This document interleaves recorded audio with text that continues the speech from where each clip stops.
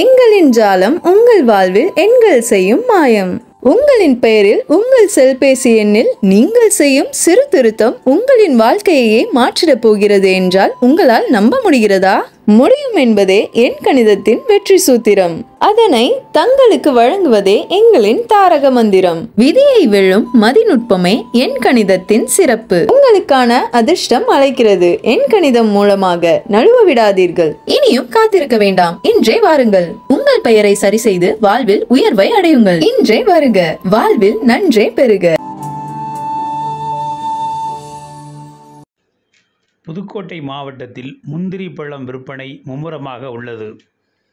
புதுக்கோட்டை மாவட்டத்தில் முந்திரி சாகுபடி பரவலாக காணப்படுகிறது. குறிப்பாக கந்தர்வக்கோட்டை, ஆதனக்கோட்டை பகுதிகளில் அதிகமாக உள்ளது. இப்பகுதியில் சாலை ஓரங்களில் குடிசை தொழிலாக முந்திரி பருப்பு விற்பனையில் ஈடுபட்டு வருகின்றனர். முந்திரி பருப்பை தீயில் வாட்டி உடைத்து பருப்பு தோலை நீக்கி உடனுக்குடன் சுட சுட முந்திரி பருப்புகளை விற்பனை செய்கின்றனர். இதனை பொதுமக்கள் ஆர்வமாக வாங்கி செல்வது உண்டு.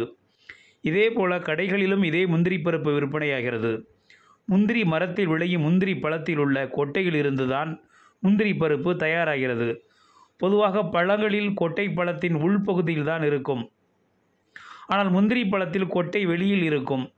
முந்திரி மரத்தில் பூ பூத்து காய்க்க தொடங்கியதும் முதலில் கொட்டை தான் முளைத்து வளர்ந்து அதன் பின் பழம் வளரும். அதனால்தான் முந்திரி கொட்டை மாதிரி முந்தாதே என கிராமங்களில் பழமொழி சொல்வது உண்டு. இந்த முந்திரி பழத்தை கிராமத்து ஆப்பிள் என அழைப்பதும் உண்டு. இந்த நிலையில் தற்போது முந்திரி பழ சீசன் என்பதால் முந்திரி பழ விற்பனை மும்முரமாக நடைபெறுகிறது. குறிப்பிட்ட எண்ணிக்கையில் பாக்கெட்டுகளில் அடைத்து விற்பனை செய்யப்படுகிறது.